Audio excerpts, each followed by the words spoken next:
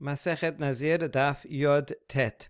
We saw a long baraita at the end of the daf yesterday that brought three different opinions about when do you start counting after the purification. If a Nazir became tameh, lamet, and then purified himself, and now it's the seventh day. He sprinkled and went to the mikveh and cut his hair, and then on the eighth day he has to bring his korbanot. So at what point exactly on the eighth day will he start counting? That's the three opinions. We saw Rabbi Eliezer says right at the beginning of the eighth day, because at that point he potentially can bring korbanot. So even before he brings any korbanot, already he starts counting, and therefore if it becomes tameh again before he brings the korbanot, he's going to have to bring two sets of korbanot after the second cycle of purification.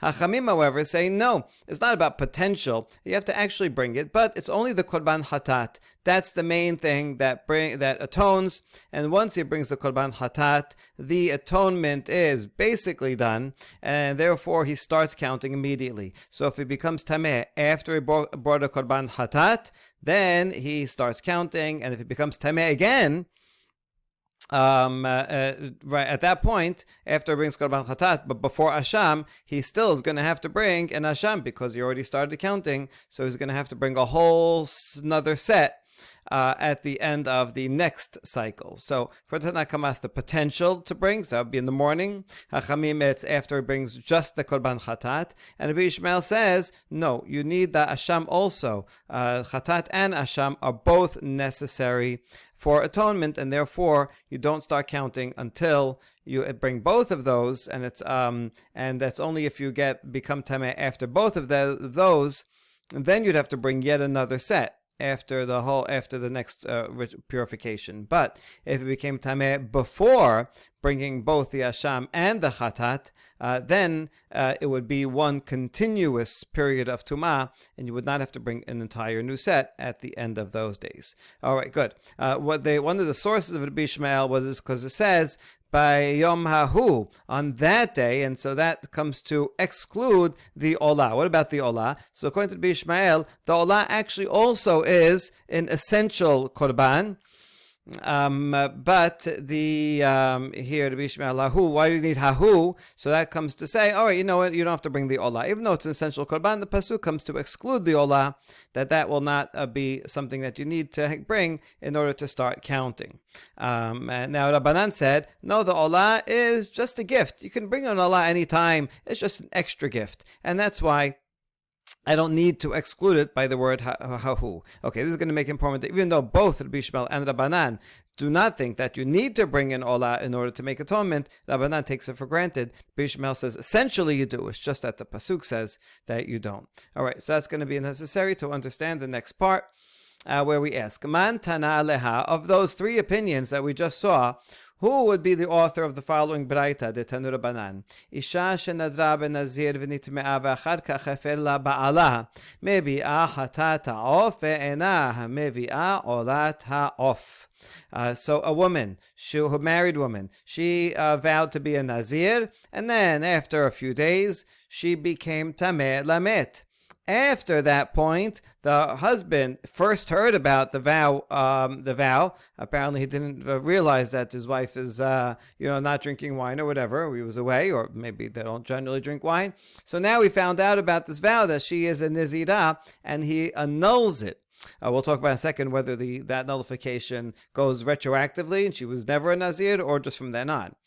Anyway, the Baraita says she has to bring only a chatat ha'of and not olat ha'of, right? So any Nazir who becomes tameh has to bring two birds, and we saw before that chatat is essential and the olah is less essential, so she brings a chatat and not the olah. Well, now whose opinion is this following?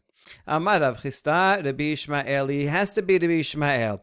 Remember, Rabbanan said anyone should bring an olah because it's just a gift, and therefore it's not an essential thing that you have to bring, but you can bring it always. So therefore, just like any Nazir should bring a korban olah, because it's a gift, so too this person, this woman, she should bring a korban olah. There would be no reason to say that she does not bring a korban olah, and therefore it must be that this is Rabbi Ishmael, because he's the one that used the pasuk to exclude an olah, that someone who becomes tameh can start counting after the hatat, and the olah is not included in the necessary, because that's not necessary, you don't have to bring it at all. So it's kind of a paradox that because Rabbanan hold it in even less importance, because it's just a gift and is not necessary at all, so say that it's equally necessary in all cases. Whereas Rabbi Ishmael, who says that it's specifically excluded, so that's why it's specifically excluded, so she would not have to bring it. All right, now let's analyze further. My kasabar, ikasabar baal mi'akar akar, hatata of nami laite, ikasabar baal megaz gayiz, olata of nami laite. Now, how does the annulment work here? If you think that the husband, when he annuls it, retroactively undoes the entire Nezirut, then she was never a Nezirah, and therefore she should not have to bring anything, not the Hatata off either. So it can't be that, because she does have to bring Hatata off. But if you say that the husband severs it from now on, she was a Nezirah, she did become Teme'ah as a Nezirah, well, in that case, she should have to bring all the Korbanot, all three, including the Olah Ta'of. So why would you make a distinction? And the answer is the olam kasabar ba'al mi'akad akav. Rabbi Ishmael sabad la kerebi el azar hakapad. Really, it is undone retroactively. That's why she does not have to bring an olah. She actually was never a nezirah. Okay, now why does she bring a chatat? That's for a completely different reason, of the opinion of Rabbi Elazar HaKapar, who says in a famous baraita, Rabbi Elazar HaKapar Rabbi Omer, מה תמוד לומר וכיפר עליו מאשר חטא על הנפש? In Bimidbar 6:11, the context is someone who suddenly encounters tumat met. It's doesn't have to be on purpose, even by mistake. So has to bring these korbanot, right, to two birds, and then v'chiper ala me'asher hata al hanafesh. So our question is, what do you mean he has to atone for what he sinned against a person? Like what happened? Did he kill someone? What kind of atonement is necessary? Why does he need to be atoned? What does he have to atone for? So that's going to be our question. Who did he inflict an injury to?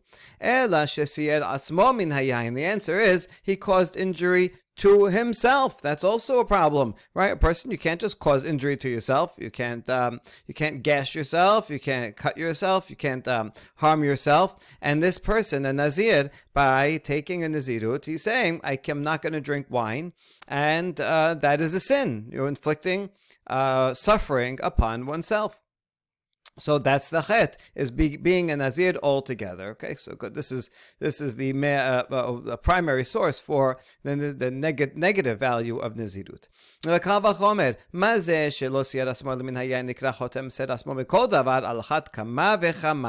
can learn a kal vachomer from this. This Nazir who made himself suffer only by refraining from wine and is called a sinner, someone who refrains from other things, like all food, let's say, by fasting, or other things by wearing sackcloth, or all kinds of other ascetic practices that people do, all the more so. Okay, Rabbi Elazar Kapar seems to be saying this as a polemic against various ascetic groups. And there were many in ancient times, people that would fast often, or subject themselves to extreme conditions, and or whip themselves, or things like that, in order to obtain atonement, that the pain and suffering they would go through would give them atonement. And the Rabbi Elazar Kapar is not into that kind of religiosity. If Hashem gave something to you and it's permitted, then you should enjoy that blessing that Hashem offered you, and concentrate on that which the Torah itself prohibits. And so just like you can't cause yourself physical pain, and by gashing yourself, Torah says explicitly, so too other forms of refraining from enjoyment that is permitted is itself a sin, even if it's only from wine. Okay, so that's why she has to bring a korban. In other words, this woman, since her Nezirut is annulled, turns out she was never a Nezirah.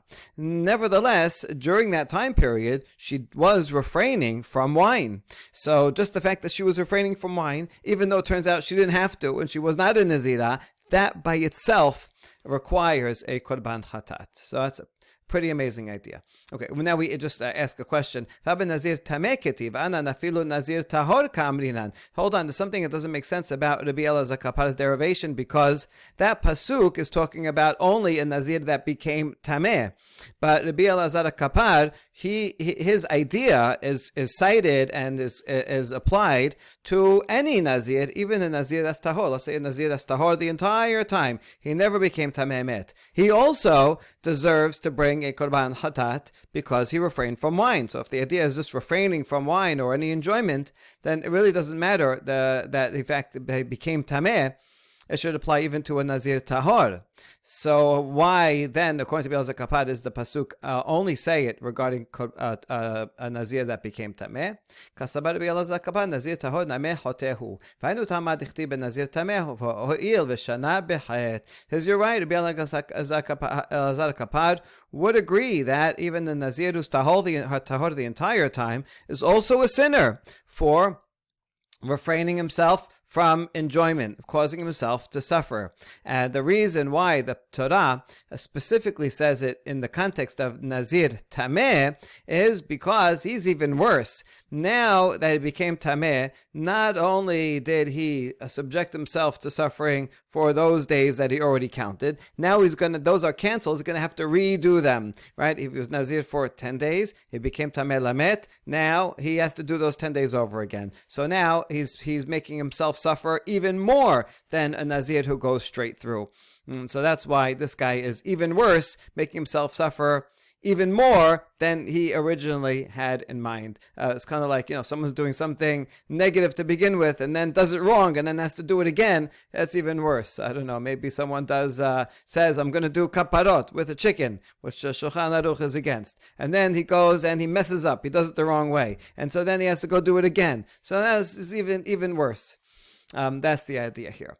Yasav nichnas olin lo min haminyan. Okay, now the Mishnah taught that if Nazir he became a Nazir while in the cemetery, he left the cemetery, and he came in again, then that starts his count. Once he leaves the ceremony, leaves the cemetery, he begins the next Nezirut, and that's why when he enters again, he becomes Tameh Met once again, and will have to bring another set of korbanot.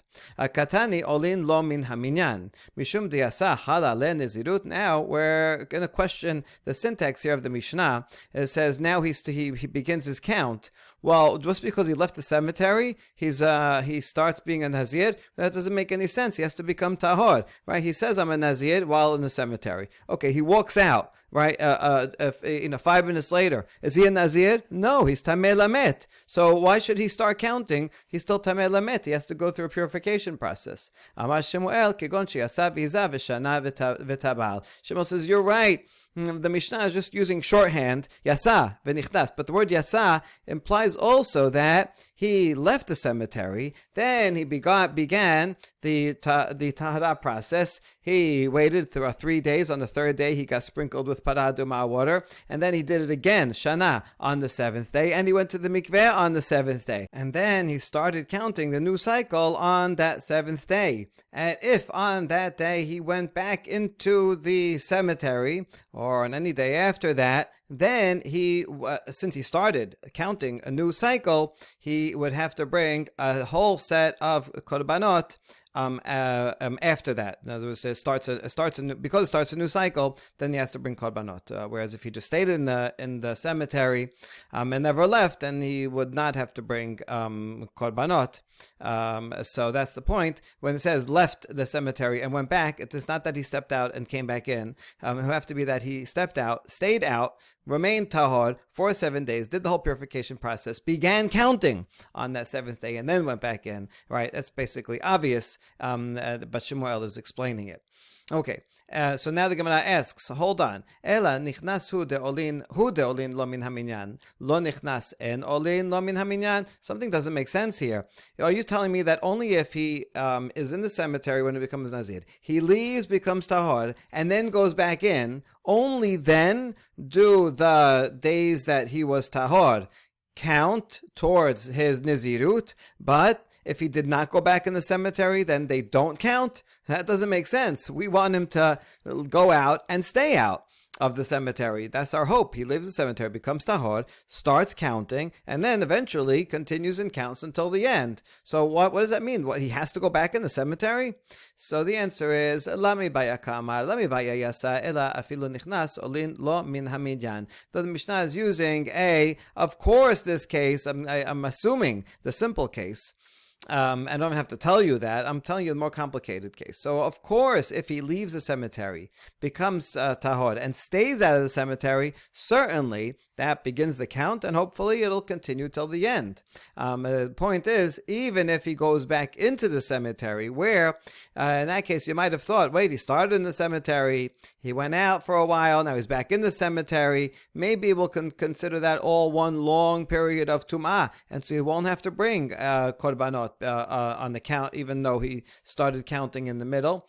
And so this Mishnah comes to teach us, Olelo min haminyan, the fact that he was out and tahor, he starts counting, and that's why when he goes back in the cemetery, that's a new period of or a new beginning of Nezirut, and he would have to go through a process of purification and then korbanot at the end of it. Good. Amru le Rav Kana v'Rav Aseh le Rav. Ma'itama la mefarash lan kehalen mileh.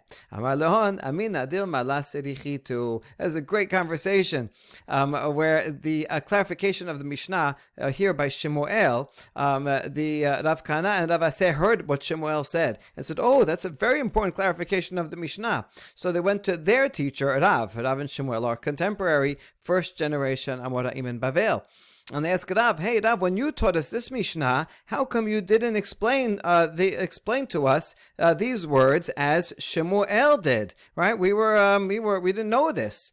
And so Rav answers them sharply, says, I thought that you probably don't need it. I thought that you were, honor students. You were in the top shiur, and you could figure this out on yourself, right? By yourself. Why would it be that if it was, so he starts off in the cemetery, and he walks out for a couple of days, then he would start counting while he's tameh, right? And why would you even think that? I thought it was obvious. I didn't even have to say it. But apparently you belong in Shemuel shiur, so you can go down a level there.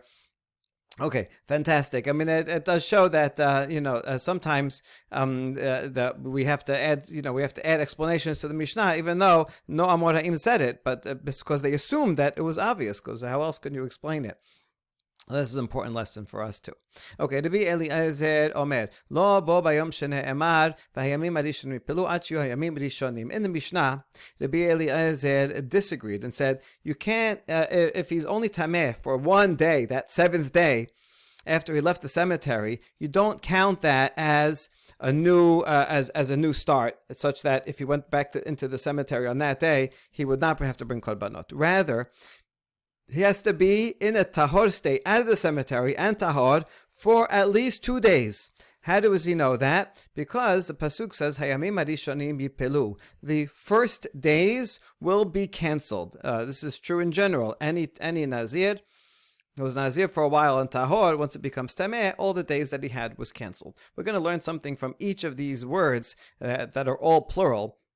And right now, he's saying the first days have to be plural in order for them to even be considered anything, that they would be cancelled and he would have to bring korbanot. And therefore, if a person, let's say in this case, he was in the cemetery and so he never started counting, and then he becomes tahor, and on the very day that he becomes tahor, he goes back in, Rabbi Eliezer says, it's not considered a new cycle. You have to have at least 2 days. You can't call it a count if you have only one. Or number one is not a count. You have to have at least 2.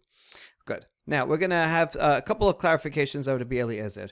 First one is by Ula, Amar Ula. Lo Amar Rabbi Eliezer ela betameh shenazar. Ava benazir tahor shenitma afilu yom echad soter. Ula says Rabbi Eliezer is only talking about the context of the Mishnah, which is some Nazir who became Nazir in the cemetery.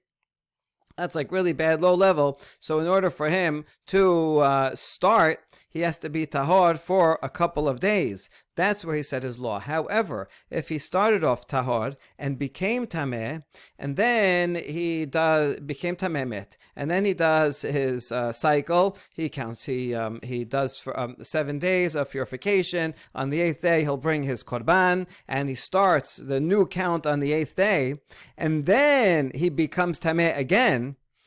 In that case, he doesn't have to be 2 days tahor. Even 1 day of tahor will, he is a new cycle, will break, and it's broken by when becoming tameh, and he has to bring a whole nother set of korbanot. So that's what Rabbi Eliezer says. This waiting of 2 days is only for someone who never started off his Nezirut. Okay, we're going to disagree with this now. First, we're going to bring his explanation of his source. Amar Rava, my tamad Rabbi Eliezer, Amar Kera ki tameh nizro, mishum de betum'a nazar. Because the pasuk says ki tameh nizro, right? It's in this very context.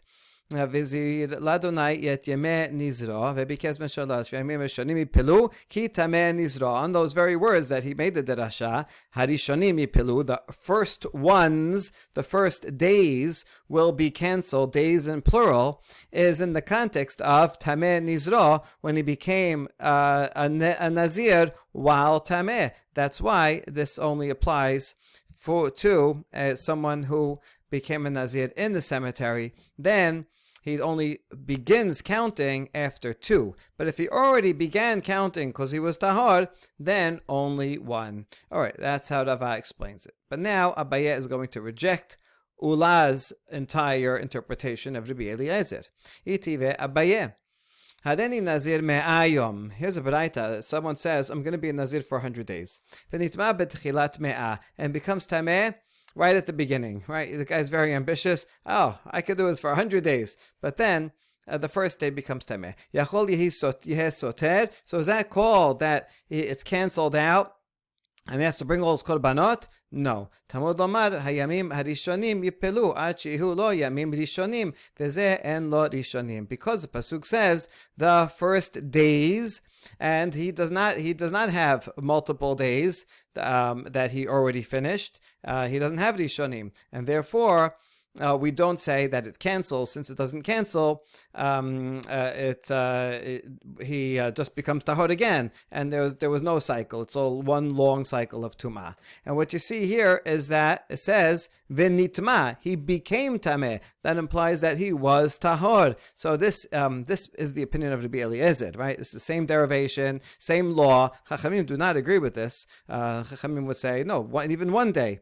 That very day that you started counting, if you become tameh, that was machloket before exactly what time, in the morning, after it brings korban chatat, but whenever it is, even that very day would be a new cycle. And you have to bring another set of korbanot. So this is clearly not the opinion of Chachamim, it is Rabbi Eliezer, and it's talking about a case of nitma, a person who was tahor and became tameh. Okay, so from this alone, this part of the Braita, we already see that the Ula's interpretation of Rabbi Eliezer is not correct. Okay, but we're going to finish the whole Braita. Nitma besof me'ah, yachol yehes soter. Now what if it's all the way at the end, the last day, the 100th day, he became tameh? Would that cancel out all the days? No. Tamud lomar v'hayamim harishonim yipelu miklal de'ika acharonim ve'zeh en lo acharonim. Because the pasuk, we're going to quote the same pasuk 3 times here. Because the pasuk says the first days will be canceled, that implies that there are also ending days, some days still left. It doesn't say all the days will be canceled, right? So it's only canceled if partial day, only if a part of the whole has gone. But in this case, there's no more days left because it is the very last day, and so Rishonim implies that it has to be Achonim. Here there are no more days left, and therefore it does not get canceled even though he didn't do his purification process, his ending process yet of being a Nazir, still, he got to the 100 mark, that's it, he locks it in. נטמע ביום 100 וחסר אחת, יכול לא יהיה סותר, תלמוד לומר, והימים הראשונים יפלו, בכלל דאיק האחרונים, וזה יש לו ראשונים ואחרונים. Okay, how about day 99, right? Maybe you'll say there's some kind of a comparison between the first and the last, just like in the beginning, it doesn't start till day 2, so maybe here, the 99, maybe was, which way does it go? So you might think that the day 99 would also not be canceled if it becomes Tameh on day 99. Maybe that's close enough to 100. No, it's not. That's why the pasuk says so there have to be ending days, and this guy has ending days. The day 99 and day 100. That's multiple, and so since there are still days left, he's still only partially the way in. So, since the 99 is the Rishonim, and that leaves more than one Acharonim, it does get canceled. Can lock it until 100. Okay, good. That's the end of the Braita. And now, this is the main challenge. V'habet tamesh nazar la masit amart. מתקתנה הרי נזיר 100, הריני נזיר 100, ונטמע בתחילת 100, וקתני עד שהוא לא, לימים ראשונים תיובטע. Right? And so, Abaye explains in the first clause of the Braita, it's obvious that's talking about, you can't say that this whole Braita is talking about only a Nazir who started off Tameh, because it says, quoting the Braita, if someone says, I'll be a Nazir for 100 days, and he became Tameh at the beginning. So he became Tameh. And what's the law about him? What's the verdict? It says that he has to have multiple days. So it's clear that this requirement of multiple days at the beginning applies not only to a Nazir in the cemetery, but to any Nazir who was Tahor and became Tameh later. And this is a refutation of Ulah's interpretation of Rabbi Eliezer. Okay, good. Amar le Rapapa l'Abaye, halen yamim dekamrinan, denafak chad umatchilin teren, or dilma denafkin teren umatchilin telata. Okay, another clarification of Rabbi Eliezer. When Rabbi Eliezer says you need multiple days to have passed in order for it to be considered a count, such that he starts a new cycle and then has to bring korbanot. There's two possibilities. Does that mean that one day finished and he started the second day, so that's already plural because he's into the second day? Or maybe it means he has to have 2 full days that passed and has to start into the third. Yes, Abaye didn't know the answer. So he came to ask Rava. This is a nice parallelism, because here Abaye rejected Ulah and thereby also rejected Rava's interpretation of Ulah, Rava's support for Ulah. So here Abaye won and against Rava, but down here it's Ulah that doesn't know the answer, but Rava does. Okay, Amar le Yipelu Ketiv. The pasuk says that they will fall. Now, this is ambiguous. What he even means by Yipelu is that, well, that's plural, so it needs 2 full days.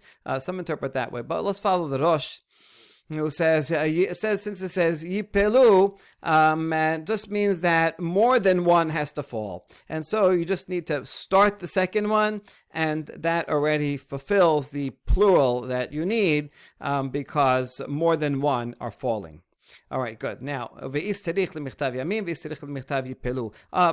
we learned from the word yamim, that has to be plural, and now we're also learning from the word yipelu, that it means more than one. Now, isn't that the same thing? Can't we just have one of these words to learn that you need more than one day? No, yeah, we need both. If I had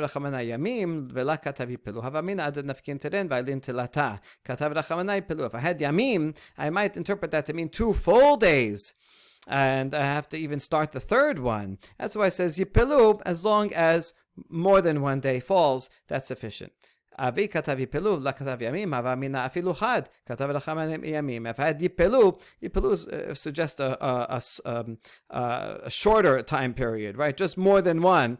And so I might think that that Yipilu, just even one would be. And the plural of Yipilu is in many different cases of Nezirut, when this happens and becomes Tameh, even on the first day. So that's why you need yamim, which is a bigger word and suggests a full day, full days. So that's why I need yamim to say that it's more than one. So they balance each other out, and that way I know it's more than one and less than 2 full days. So that's 1 and a partial day. Already will be sufficient, so that the Eliezer would say that's a new period, and therefore requires their own korbanot. Mi shenazar nezirut harbe. Usually this means Nezirut harbe, that he has many Nazir periods, one after the other. But here it does not mean that, and you can see from the manuscripts that they do not have the word harbe. Only the 2 printed editions have that. The 3 manuscripts have Nezirut merube. So it's not Nezirut harbe, many periods of being a Nazir, 30 days, but rather Nezirut merube, a very long period of Nezirut, of, 100, 200 days. We'll see now, 7 years. Okay, so that's what we're talking about. One period of long Nezirut. V'hishlim et Neziruto v'achar kach ba la'aretz. And he finished his Nezirut and then came to the land of Israel. In other words, he became a Nazir and fulfilled his Nezirut outside the land of Israel. This is not valid. Bet Shammai omerim Nazir shiloshim yom. Bet Hillel omerim Nazir batechila. So he has to go back and be a Nazir again. The question is how long? Bet Shammai says just a minimum of 30 days. Bet Hillel says he has to do the whole thing all over again. If he was a Nazir for 2 years and he did the whole thing outside the land of Israel, he has to do it again. Okay, the question is why? It seems on the Doraita level, Torah doesn't say that you have to be in Israel to be a Nazir, so you could be a Nazir anywhere. However, the sages said that the lands outside of Israel are tameh. It could be understood in 2 ways. Either they're actually tameh met, because there may be people that are buried, and we don't know where they're buried. Maybe some Jews were killed in some place and buried and not marked, or their gravestones were removed, and so we have to suspect that maybe any place.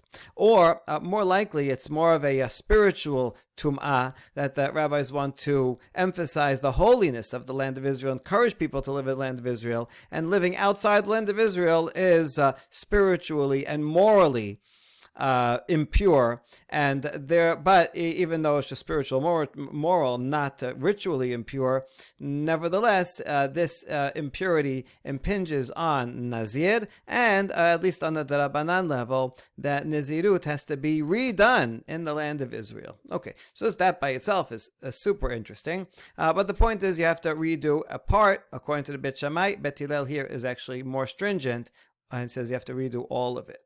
Okay, if it is the Rabbanan, it is an amazing thing, because that would mean that on the Deoraita level, he completed his Nezirut and would have to bring Korbanot right then and there. And it's the rabbis that say, no, do a whole nother Nezirut, and you don't have to bring Korbanot immediately when you come to the land of Israel. But yeah, that's the power of the Rabbanan, that they could say, Sheva al taseh, no, don't do it now, do it later. All right, Maaseh, Beheleni HaMalka shalach bena lemilchama ve'amra, im yavo beni min ha'milchama b'shalom, hehe nezira sheva shanim. And there was exactly a case just like this regarding Queen Helena. Queen Helena, we know from lots of other sources as well. She was from a little country called Adiabene in the Parthian Empire, and she and the royal family all converted to Judaism, and they supported the Bet HaMikdash, and they even had a royal a residence in Yerushalayim. We think that this is probably theirs, and here is the archaeological dig of her palace in Yerushalayim. Okay, but so although she had a place in Yerushalayim, she here at this point was living outside, up in the north, in Adia Bene. And her son went to war. And as people often did, when they wanted help for something to come through, like someone get better, or in this case, that her son should come back in one piece from war. So in order to get heavenly mercy for that to happen, she took upon herself a vow that if the son comes back peacefully, she will be Nazir for 7 years. Sure enough, his son came back from war just fine, and she became a Nazir for 7 years outside the land of Israel.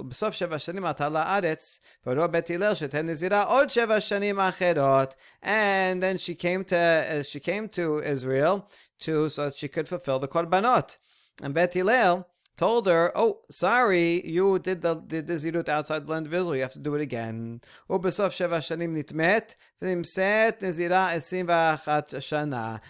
just so happens that second round, she became Nazir all the way at the end of the 7 years. She became Tamemet all the way at the end of the 7 years, and yeah, she had to do them all over again. And so she was a Nazirah for 21 years. Amar Rabbi Yehuda lo hayta Nazirah el 14 shana. Rabbi Yehuda says, no, the last part of the story did not happen.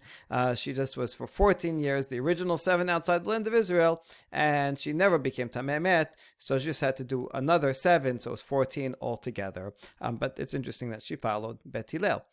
All right, good. Now, one point on this. Katani Resha, Bet Resha, Bet Shammai omrim Nazir Shaloshim Yom, Bet Hillel omrim Nazir Batechila. What is the reason for the machloket between Bet Shammai, who says only 30 days, and Bet Hillel, who says the entire period has to go all the way back to the beginning? Lema bahakami palge. The Bet Shammai sabri eres hamim mishum gusha gazru ale. Maybe they have different conceptions of what is the impurity of these foreign lands. That Bet Shammai says it's a lesser form of impurity. It's just the earth itself is tameh, but the airspace is tahor. When it comes to tumat met, not only if you touch a dead body is it tameh, but even the airspace above is also tameh. Even if you're just jumping over it. And so that would be a higher level. So that's why Bet Shammai says it's a low level. And so it's less tameh, less chance that the person became tameh if it's ritual impurity, or less tameh level if it's spiritual impurity. And therefore, you just have to do the minimum of 30 days. Bet Hillel sabre mishum avira gazru aleh. Now we ask about that. So wait, that's implying that according to Bet Hillel, even the airspace, also, the rabbi said it's that the impurity of foreign lands is just like corpse impurity, and even the airspace. Bet Hillel would not be so machmir. It's not really a cemetery. The whole land, all foreign lands are really like a cemetery. No, even Bet Hillel wouldn't say that. No, everybody agrees that the impurity of other lands is a low-level impurity. Bet Shammai sabre b'stam nezirut kanesna, Bet Hillel sabre ki kanesna betchilat nezirut. Whereas, however, Bet Shammai said when the rabbis came together and made a penalty, they said, listen, we don't have to penalize the person so much for living outside the land of Israel and doing the Nezirut outside. So they have to be a Nazir again, but the minimum amount of Nezirut, like an unspecified Nazir. And Bet Hillel says, no, they get a big penalty. And none of the Nezirut that they did outside counts, at least the Drabanan, and the penalty should be the entire period of Nezirut. And that's why poor Queen Helena had to be a Nezirah for either 21 or 14 years. Baruch Adonai L'olam, Amen ve'amen.